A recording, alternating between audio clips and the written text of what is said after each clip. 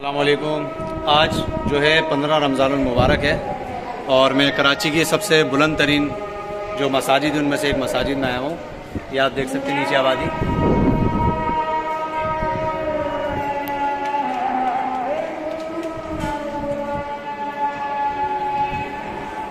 یہ جو ہے بالکل پہاڑی کی چوٹی پر ہے۔ اس کی ایک سائڈ پہ نارتھ ناظم آباد ہے اور دوسری سائڈ پر جو ہے یہ اورنگی اور قصبہ کا علاقہ ہے۔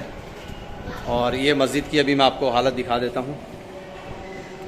یہ زیر تعمیر ہے اور ماشاءاللہ یہ 700 سے 800 گز کی مسجد بنا رہے ہیں اور یہ کراچی کی بلند ترین مساجد میں سے ایک مساجد ہوگی۔ ابھی آپ کو جو ہے اور مناظر بھی میں اوپر جا کے دکھا دیتا ہوں۔ یہ کراچی کی سب سے اوپر بلند ترین سطح پہ ہے اور یہ مسجد زیر تعمیر ہے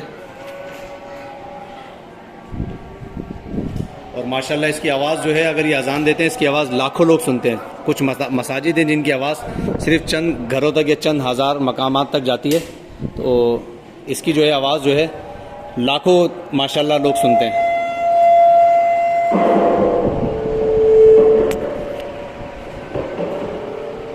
یہ یہاں کے مؤذن صاحب ہیں۔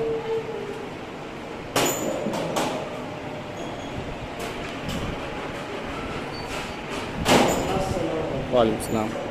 اور یہ یہاں کے امام صاحب ہیں۔ ابھی یہاں پہ اذان ہوگی اور اس کی آواز ماشاءاللہ پورے جو ہے یہ جتنے آپ کو گھر نظر آ رہے ہیں نیچے تک یہاں پہ آواز جاتی ہے۔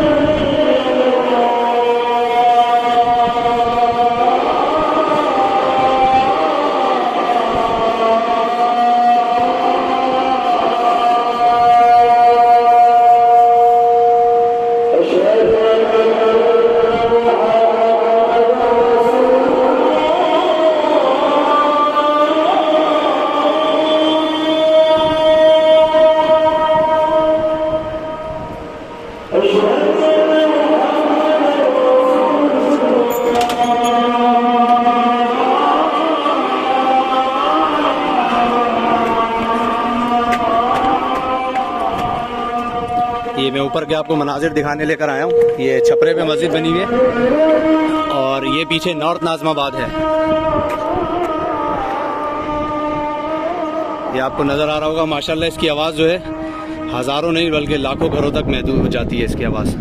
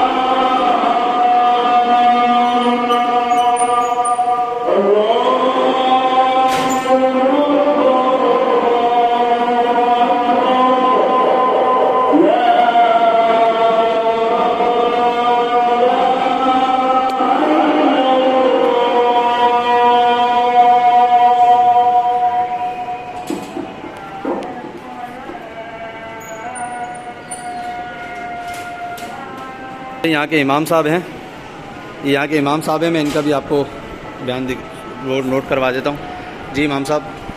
السلام علیکم ورحمۃ اللہ۔ یہ ہماری مسجد ہے ابوبکر صدیق کے نام سے اور یہ پہاڑ پر واقع ہے اور بہت اونچی جگہ پر ہے اور یہاں الحمدللہ ہفتے میں 3 دن درس ہوتا ہے اور اس درس کے دوران اللہ کے فضل و کرم سے دین کے تمام مسائل اور موقع اور مناسبت کے لحاظ سے ضروری احکام اور قرآن عظیم اور احادیث مبارکہ کی روشنی میں معاشرے کی اصلاح کے لیے بہت خوب اچھے طریقے سے کام ہو رہا ہے، اور یہ بیان بھی ہمارا بڑے لاؤڈ سپیکر پر ہوتا ہے، جس کی وجہ سے الحمدللہ پورے علاقے والوں کو دین کی روشناسائی نصیب ہوتی ہے۔ اب ہم اس مسجد میں ترقیاتی کام چاہتے ہیں، لیکن ہمیں الحمدللہ عارضی طور پہ یہ چھپڑا نصیب ہو گیا، جو اس رمضان المبارک میں ہم نے تراویح اس کے نیچے پڑھی، اور اسی طرح ظہر اور عصر کی نمازیں بھی ہم نے اس کے نیچے پڑھی۔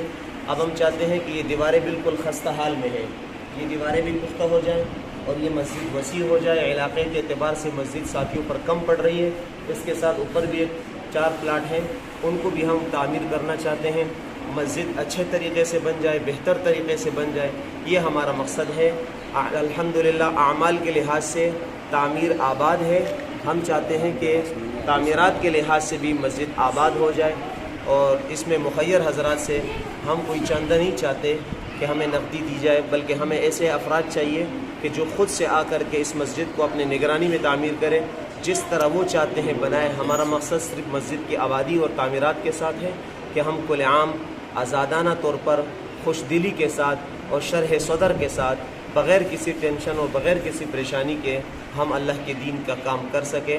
اب انشاءاللہ اعتکاف آ رہا ہے، تو اس چھوٹے سی مسجد اور اس چھوٹے سے محدود علاقے میں الحمدللہ 8-10 افراد اعتکاف کے لیے بیٹھیں گے، اور آج ہمارا ختم قرآن بھی ہے، تو اس میں بھی جب احباب آئیں گے تو یہ مسجد ان پر تنگ پڑے گی، تو ہمیں مجبوراً باہر گلیوں میں، اسی طرح گھروں کے چھتوں میں انتظام کر کے ساتھیوں کے لیے بیٹھنے کا انتظام کرنا ہوگا۔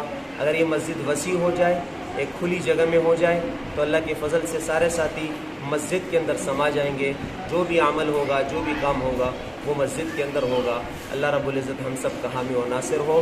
اللہ رب العزت نے جن کو مال دیے ہے، جن کو اختیار دیے ہے، اللہ ان کو خرچ کرنے کی توفیق عطا فرمائے، تا قیامت یہ مسجد آباد رہے گی، اور تعمیر کرنے والوں کو اس کا اجر و ثواب ملتا رہے گا، اور ایصال ثواب بھی ہوتا رہے گا، زندوں کے لیے بھی، مرحومین کے لیے بھی، اپنے اعزاء اور اقربا کے لیے، اسی طرح آدم علیہ السلام سے لے کر اب تک اور تا قیامت آنے والے انسانوں کے لیے ایصال ثواب کا سلسلہ جاری ہو سکتا ہے۔ یہ ایک بہترین موقع ہے۔ یہ ایسی مسجد ہے کہ عام مسجدوں میں جو دکھتا ہے وہ بکتا ہے، لوگ خرچ بھی کرتے ہیں، مسجد آباد بھی کرتے ہیں، اس میں کام کاج نظر آتا ہے تو لوگ کر بھی دیتے ہیں۔ یہ مسجد ایسی ہے کہ وہ پہاڑی پر واقع ہے، یہاں عام افراد کا راہ گزر بھی نہیں ہے کہ جن کو نظر آ سکے۔ ہم جس کو لے آتے ہیں وہ بیچارے پہاڑ کو دیکھتے ہیں، علاقے کو دیکھتے ہیں، ہمارے کوششوں کو دیکھتے ہیں، کاوشوں کو دیکھتے ہیں، سراہتے تو ہیں لیکن مجبوراً کچھ کر نہیں پاتے۔ تو یہ مسجد پہاڑ پر واقع ہونے کی وجہ سے اس کی مشکلات بہت زیادہ ہیں، دشواریاں بہت زیادہ ہیں، ضروریات بہت زیادہ ہیں، اور یہی ایک موقع ہے کہ ہم اپنے لیے دنیا بھی کما سکیں اور آخرت بھی کما سکیں۔ اور اذان کا بھی بتاتے ہیں ماشاءاللہ کتنے گھروں میں اذان جاتی ہے، اس کا اجر جو ہے الحمدللہ اذان اور اسی طرح بیان جو ہے، میں نے آپ سے عرض کیا کہ 500-600 گھرانے تو ہماری اس مسجد کے قریب ہے، اس سے ہٹ کر 1500-2000 تک گھروں تک ہمارے یہ آواز جاتا ہے، پہنچتا ہے، اور الحمدللہ پہاڑ کے اس طرف بھی ایک بہت بڑا علاقہ ہے، وہ شمار سے باہر ہے، وہ نارتھ ناظم آباد کہلاتا ہے، وہ شمار سے باہر ہے۔ اب ہمارے پاس اتنے وسائل نہیں ہے کہ ہم وہاں بھی لاؤڈ سپیکر لگا سکیں، تو وہاں کے افراد عشاء کے درس کے لیے پہاڑ پر چڑھاتے ہیں، اور یہاں کے جو سپیکر ہم نے محدود لگائے ہیں، وہ عورتیں اور وہ مرد، وہ بیچارے وہ پہاڑی پر بیٹھ کے قرآن کریم کا درس سنتے ہیں۔ تو یہ سہولت ہم چاہتے ہیں کہ ان کے گھروں تک یہ آواز پہنچ سکے، اور سکون اور اطمینان کے ساتھ بیٹھ کر اللہ کا دین سیکھ سکے۔ تو الحمدللہ درس کی ترتیب، اور اسی طرح ہفتہ وار ذکر و اذکار کی ترتیب، اور روزانہ کے معمولات کی ترتیب اس مسجد میں ہے، آباد ہے، معمولات کے لحاظ سے آباد ہے، تعمیرات کے لحاظ سے اس مسجد کی ضروریات ہے جو آپ کے سامنے ہیں۔ جو چاہے اس مسجد کے ساتھ تعاون کریں۔ وآخر دعوانا ان الحمدللہ رب